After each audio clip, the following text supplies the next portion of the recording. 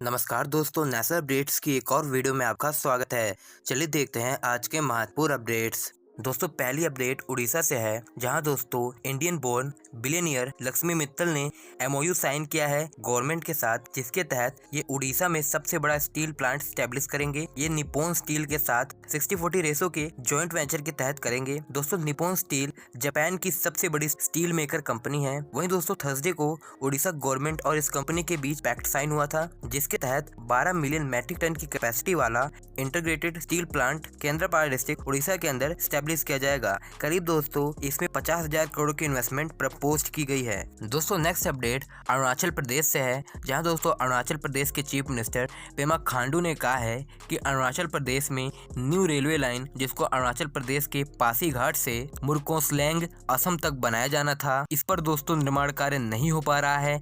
इसका मुख्य रीजन है कि लैंड एक्विजिशन नहीं हो पा रहा है, और लैंड एक्विजिशन इसलिए नहीं हो पा रहा है कि लोग मुआवजे से संतुष्ट नहीं है। यहाँ पर मामला भू मुआवजे पर हटका हुआ है। दोस्तों देखा जाए तो ये एक इम्पोर्टेंट रेलवे लाइन है, जिसको रेलवेज डेवलप करने जा रही है, लेकिन दोस्तों अभी लैंड एक्विजिशन नहीं हो पाया है।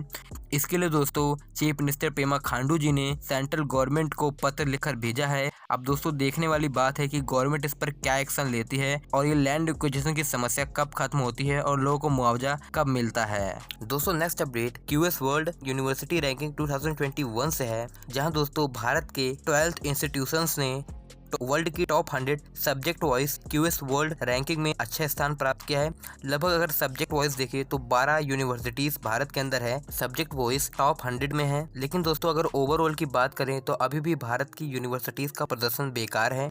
भारत की जो सबसे बेहतर यूनिवर्सिटी है आईआईटी बॉम्बे है, 172वें स्थान पे है वर्ल्ड की बेस्ट यूनिवर्सिटीज में। लेकिन अगर दोस्तों सब्जेक्ट वाइज देखें तो भारत की 12 यूनिवर्सिटीज हैं जो टॉप 100 में है।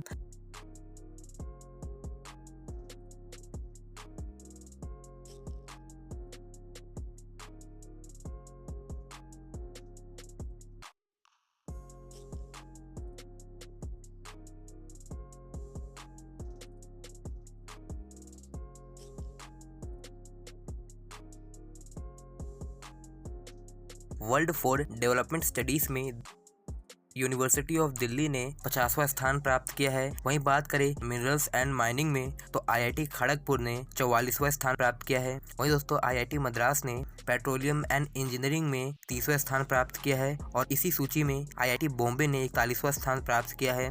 तो दोस्तों एक तरीके से देखा जाए तो सब्जेक्ट वाइज रैंकिंग अच्छी है, but overall ranking Indian universities की अभी भी उतनी बेहतर नहीं है। हमें दोस्तों भी बहुत ज़्यादा सुधार की जरूरत है। हमारी यूनिवर्सिटीज़ अभी ओवरऑल की रैंकिंग में टॉप 100 में भी नहीं है। दोस्तों बात करें टॉप 10 रैंकिंग्स की तो इसमें ज़्यादातर यूनिवर्सिटीज़ यूनाइटेड किंगडम, यूएस यहीं से है। यहाँ तक कि दोस्तों चाइना की यूनिवर्सिटी भी टॉप 20 के अंदर आती है। दोस्तों नेक्स्ट अपडेट आंध्र प्रदेश से है, जहाँ दोस्तों Chinese rolling stock and component manufacturer company नैजिंग फुनहैन, इस कंपनी ने दोस्तों कहा है कि ये metro coach manufacturing plant India के अंदर स्टैब्लिश करेंगे, और ये प्लांट इंडिया के अंदर वो आंध्र प्रदेश में सिरी सिटी में स्टैब्लिश करेंगे। दोस्तों इस प्लांट में ये कंपनी करीब इनिशियल इन्वेस्टमेंट 350 करोड़ की करेगी। ये मैन्युफैक्चरिंग प्लांट करीब 45.3 एकड़ के क्षेत्र में स्टैब्लिश किया जाएगा। तथा दोस्तों कंपनी ने कहा है कि यहाँ पर ये Bengaluru metro rail corporation, Delhi metro rail corporation, Chennai metro rail corporation और मुंबई मेट्रोपॉलिटन रीजन, इनके लिए कोचेस का मैन्युफैक्चरिंग करेगी। दोस्तों कंपनी ने कहा है कि इस मैन्युफैक्चरिंग यूनिट में 75% लोकल मैन्युफैक्चरिंग होगी तथा 50%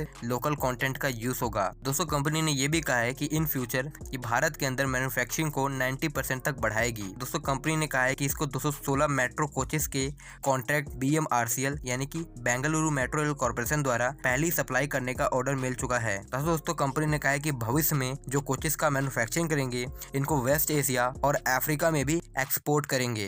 दोस्तों नेक्स्ट अपडेट रेल तेल से है, जिसने दोस्तों भारत के 4073 रेलवे स्टेशन पर वाईफाई फैसिलिटी स्टैब्लिश कर दी है।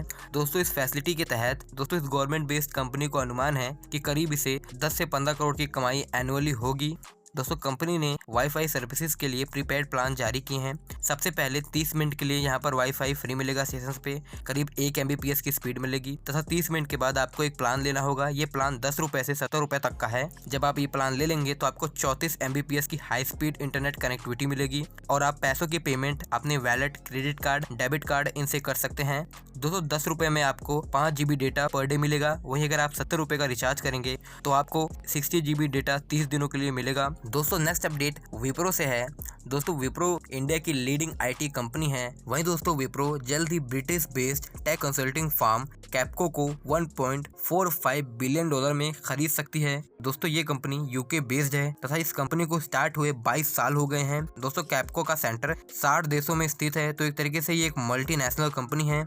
और दोस्तों भारत की जायंट IT कंपनी इसको जल्द ही एक्वायर करने वाली है। इससे पहले डील हो चुकी है लेकिन अभी फुल एंड फाइनल नहीं हुआ है। दोस्तों नेक्स्ट अपडेट कंपनी के वैल्यूएशन से है, जहां दोस्तों भारत में अभी $1 अरब की मार्केट कैप वाली कंपनियों की संख्या के मामले में 5वें स्थान पर है। जल्द ही दोस्तों भारत इस लिस्ट में ऊपर आ सकता है तथा यूनाइटेड किंगडम को ओवरटेक कर सकता है। दोस्तों $1 अरब के वैल्यूएशन वाली कंपनियों की संख्या अमेरिका में 2780 है और इसके साथ अमेरिका टॉप पर है। वहीं बात करें चाइना, तो चाइना करीब 2135 कंपनियों के साथ दूसरे स्थान पे है। तीसरे स्थान पे जापान है और जापान के पास करीब 798 कंपनियां हैं जिनका वैल्यूएशन $1 अरब से ज्यादा है। वहीं बात करें दोस्तों यूनाइटेड किंगडम की, तो यूनाइटेड किंगडम में अभी 351 कंपनियां हैं जिनका वैल्यूएशन करीब $1 अरब है। अब दोस्तों बात करें भारत की, तो भारत के अंदर अभी करीब 335 कंपनियां हैं जिनका वैल्यूएशन $1 अरब है। दोस्तों भारत की बड़ी कंपनियों की बात करें तो इसमें TCS है, रिलायंस है, तो उनका वैल्यूएशन करीब $100 अरब से भी ज्यादा है। दोस्तों बात करें तो भारत में ऐसी 56 कंपनियां हैं जिनका वैल्यूएशन करीब $10 अरब से ज्यादा है। दोस्तों हमें उम्मीद है भारत इसी साल या अगले साल यूनाइटेड किंगडम को ओवरटेक कर देगा, बिकॉज दोस्तों हमारे भारत में हर महीने कोई ना कोई एक यूनिकॉर्न देखने को मिल रहा है। दोस्तों नेक्स्ट अपडेट FDI से है, जहां दोस्तों मिनिस्ट्री ऑफ कॉमर्स ने एक डेटा रिलीज किया है जिसके तहत दोस्तों अक्टूबर से दिसंबर तक करीब 37% FDI ग्रोथ भारत के अंदर देखी गई है। भारत ने इस टाइमलाइन में $26.10 बिलियन का FDI अट्रैक्ट किया है।